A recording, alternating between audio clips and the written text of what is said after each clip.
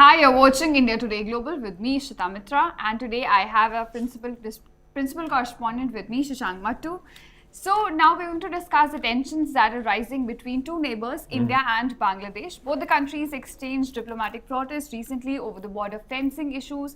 So to understand, what's causing this new wave of tensions between the two countries, because what we're given to understand is that this was a settled question of a border, right? So what is the new tensions about? Like what is causing this? Right. So basically what Bangladesh is saying is that India is constructing 5 fences at 5 different locations on the India-Bangladesh border. Okay. And it's doing it without getting the express permission or agreement of the Bangladeshi side. And that violates some settled agreements between India and Bangladesh about how this is supposed to be happening, this procedure. So what Bangladesh has done, they've summoned India's High Commissioner in Dhaka, Pranay Verma, and basically he's met the Foreign Secretary. The Foreign Secretary, of course, has passed on a message from the Home Affairs Advisor of Bangladesh, basically saying that, look, how this is being handled is incorrect, that there is an agreement between India and Bangladesh and the Indian side is not abiding by it. But then India has responded by summoning the acting High Commissioner of Bangladesh here. I remember Bangladesh does not have a serving High Commissioner. They pulled their High Commissioner out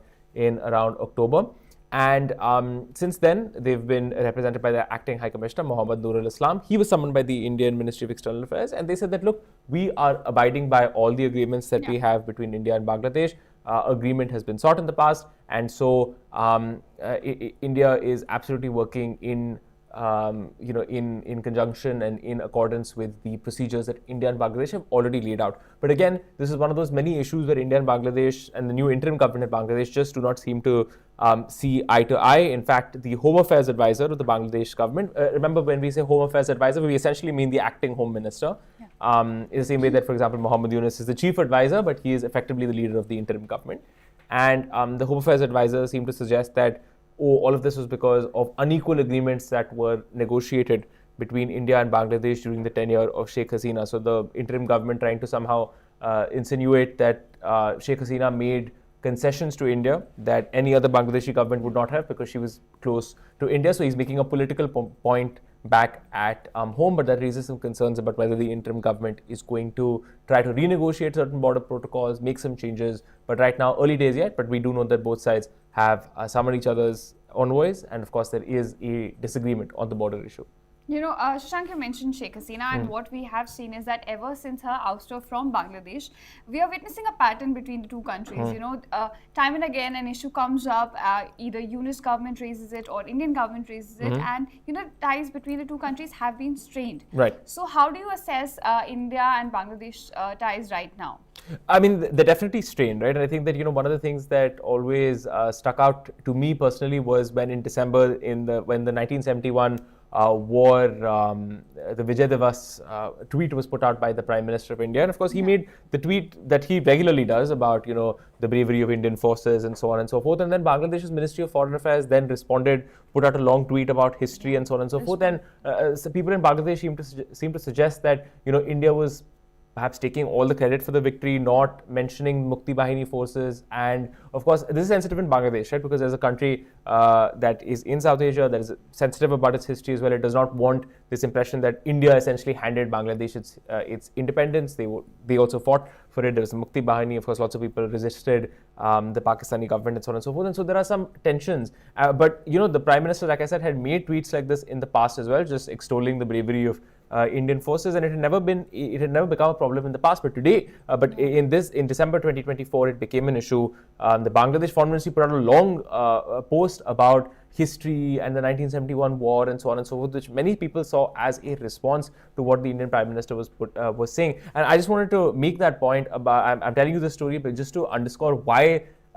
Just the tension that must be inherent in a relationship for the Bangladesh Foreign Ministry to put out a statement like that to a tweet that the Prime Minister has put out several times over the past several years. That's been done before. Exactly, right? So it shows us a level of sensitivity and the level to which the current interim government in Bangladesh has to deal with, frankly, anti-Indianism that is on the streets. India was seen as very close to the Sheikh Hasina government, and her ouster has unleashed a lot of public anger against her government and therefore by India, because we were seen to be somehow close to the government of Sheikh Hasina, and therefore what you're seeing is that the interim government is channeling a lot of that anti-Indianism and needs to satisfy domestic constituencies. So they put out that post. So of course they are raising questions about unequal agreement signed by Sheikh Hasina with India on the border, trying to suggest that somehow she was a stooge or sympathetic to India more than she was. So she was more India first than Bangladesh first, to use a particular strategy. That's what they're trying to suggest. So that's certainly some of the tension that we're seeing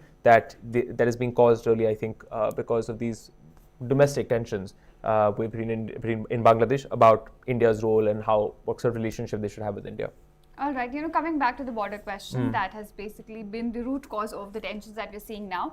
So India and Bangladesh, face a lot of challenges along the border, whether it's smuggling, whether it's trafficking or movement of criminals. And India has been taking a lot of efforts to counter that, right?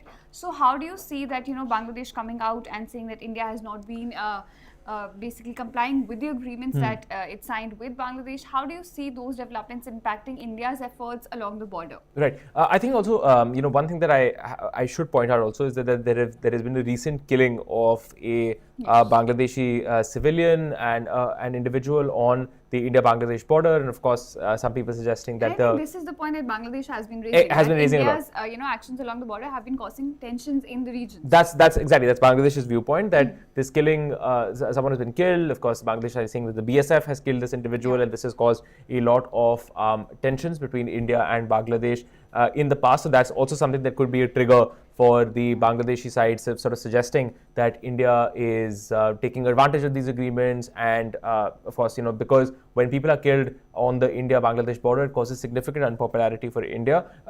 India has always contested that that it has reasons for doing so. That in 2011 there was an agreement between India and Bangladesh where both sides would agree not to use lethal force, of course, but India will argue that the BSF, when it takes certain decisions, has its reasons for doing so. There are particular cases where the BSF may or may not be responsible.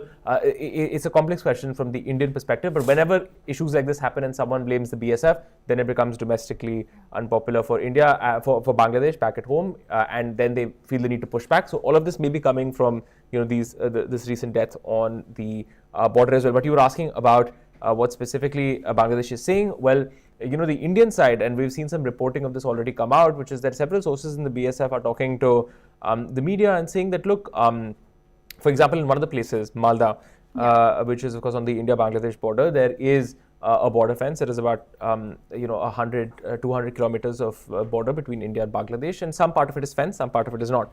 Now, India wants to fence that part of the border, and in fact, it has actually gotten approval for this border fence to be built, but it got this agreement from the Sheikh Hasina government back in around April, and the construction has been going on since April. Then during the monsoon season, that construction was stopped. It was started again, but since the interim government has come in, the interim government has pushed back a lot more and is intervening or stopping or interrupting the development of those border forces and of those border fences. And so you're seeing this broader trend where, for example, just using this Malda example, that India has sought agreement in the past, and it is showing that, look, Bangladesh is not being entirely honest. That's the Indian perspective, that Bangladesh is not being entirely honest about the fact that we have sought an approval. We may have sought it from the previous government, but now the interim government in Bangladesh is trying to use this perhaps to score political points, to put more pressure on India, to resolve some of the tensions when it comes to the killing of Bangladeshi civilians on the India-Bangladesh border.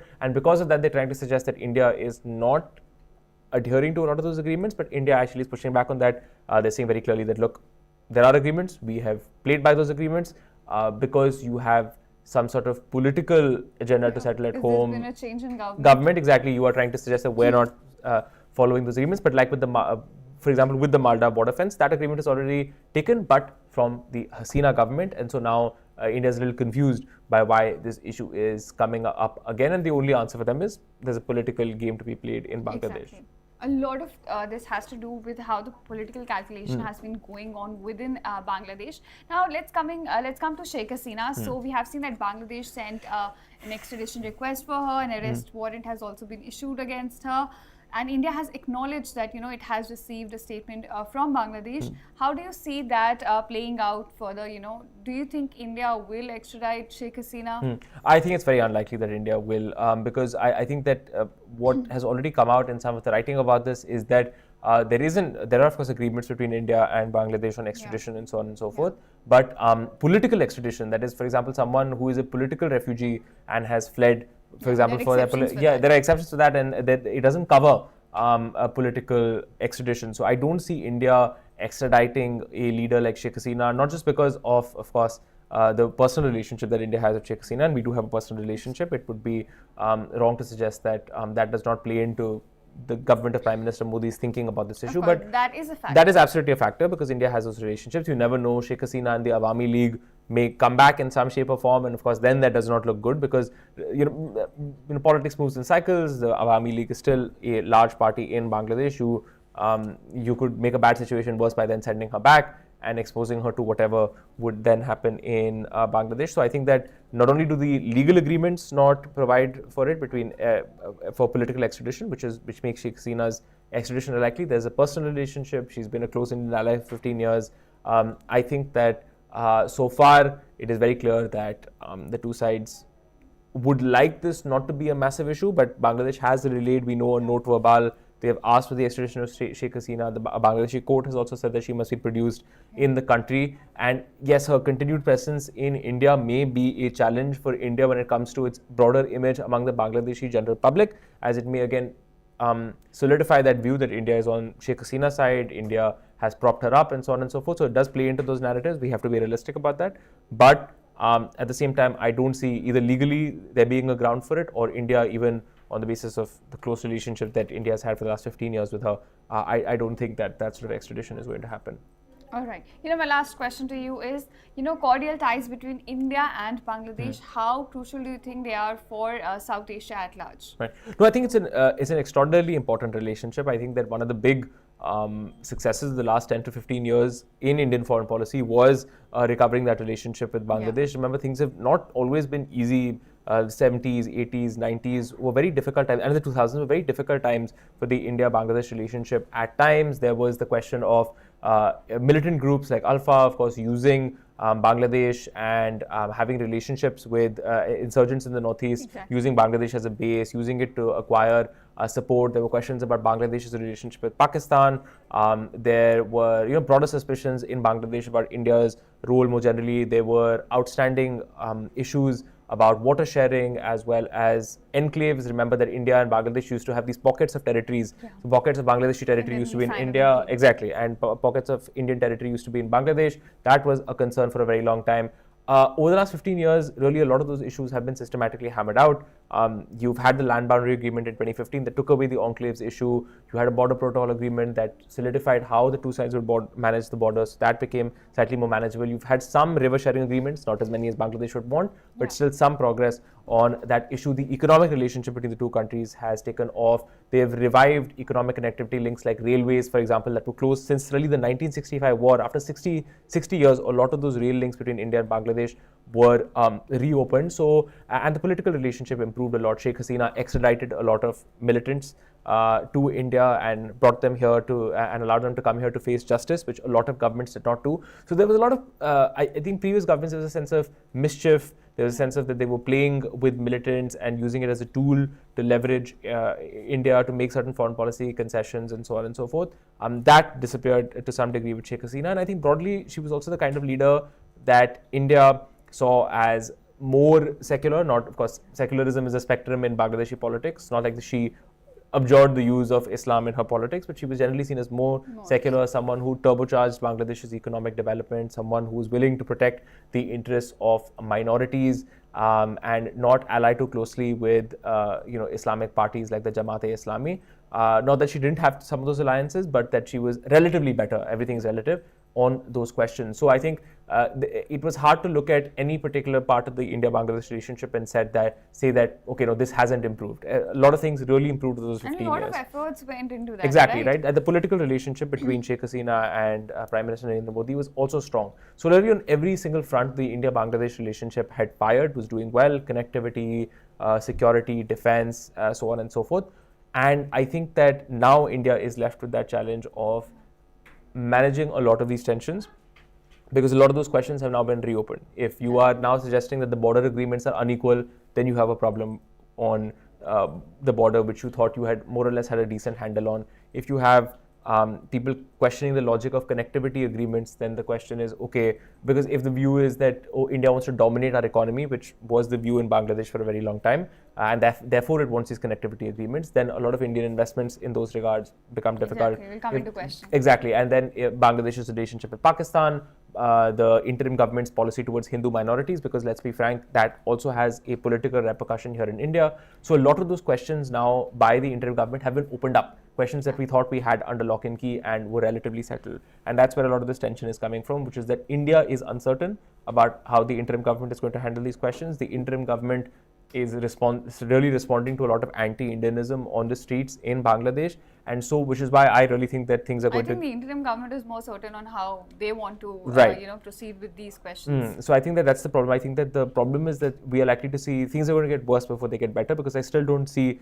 We had the Foreign Secretary Vikram Misri go to Bangladesh, but I still don't see that his visit has produced that kind of reassurance that actually the two sides now have settled down, see eye to eye on these things. You still have envoys being summoned, disagreements over key issues, misunderstandings between the two sides that need to be sorted out. And from the Indian perspective, the Bangladesh government does not seem to be as alive or as willing to accept some of India's concerns, like the attacks on minorities that have taken place since August 2024, since Sheikh Hasina's government fell. So in my view is that things are going to get worse before they get better, until both sides actually decide to sit down again and look at each other eye to eye and sort of figure out, okay, what issues are open, outstanding, what changes does the interim government want to see, how exactly is the interim government going to maintain its power in Bangladesh. So a lot of those questions are open, and because of that, you're seeing a lot of tension in the India-Bangladesh relationship, a lot of uncertainty, which India also was not used to, because for so many years the India-Bangladesh relationship